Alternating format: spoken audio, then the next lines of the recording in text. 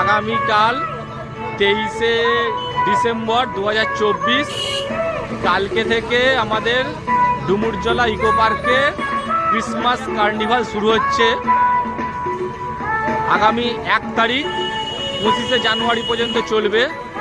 সেই উপলক্ষে পুরো আমাদের এই কার্নিভাল চত্বরটা সেজে উঠেছে।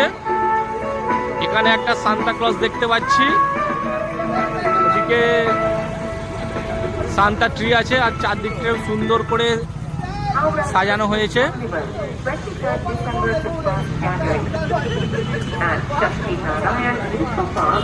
চারদিকটা সুন্দর করে, রাস্তাটা এরকম সুন্দর করে সাজানো হয়েছে আলো দিয়ে। আর